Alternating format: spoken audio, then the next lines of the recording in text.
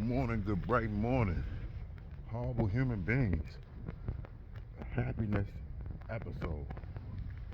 And I thought about this dealing with, I was having a conversation and we was thinking the best thing I can do for my kids, and honestly, the best thing I can do for my kids is to raise them to be happy.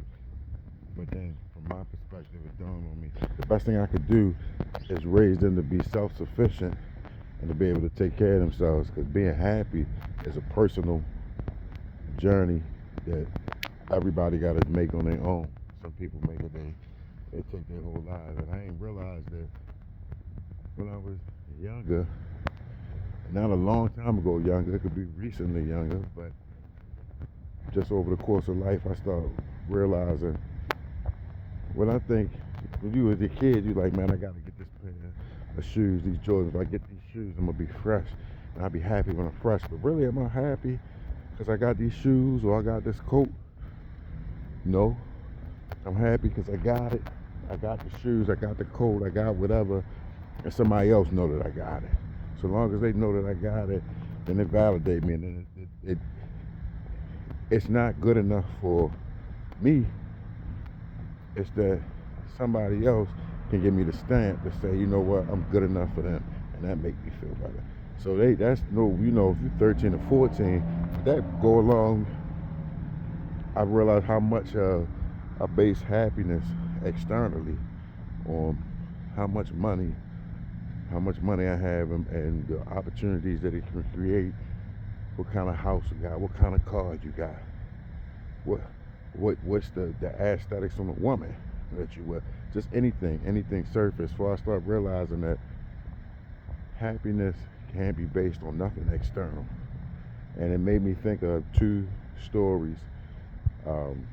One, and I'm gonna get the parable all messed up, but it was a king, very very rich, opulent king, who had a terminal illness, and the only antidote or cure for the illness was to have the shirt from a truly happy person. So he sent his vizier out all through the kingdom. He went everywhere to the most successful people, went to the shirt makers, etc., etc., blah, blah, blah. By the end of the day, they hadn't found one, but then they found a man singing who was truly happy. Found him at the edges of the kingdom. Went there, said, this man is truly happy. You can tell from the way he was singing. And when they went to say, you know what, maybe he'll get the king a shirt, and of course the king will take care of him if the king gets the cure. But the happiest man, the man who was truly happy in the kingdom, had no shirt at all to even give. And then the other thing it made me think of is, like a couple years ago, it was a billionaire, a Belgian billionaire. He was in the diamonds, and he, at 65 years old, he ended up going to Paris to get a penis enlargement surgery done. And he ended up dying on the operating table of a heart attack. So at 65 years old, to go ahead and get his manhood made bigger, it was worth it to him. The man had already had billions of dollars and everything that afforded him, but he still wasn't happy. And who can tell you who can be happy? Money, no guarantee money can make you happy. Obviously, he wasn't happy with himself, so he went to go change that, and ironically, that cost him his end.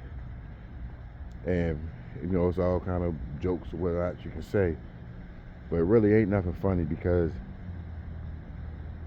we're all the billionaire to some degree. Maybe we don't all have $1 billion, and we don't all feel how we felt about ourselves in that particular way, but in other ways we are.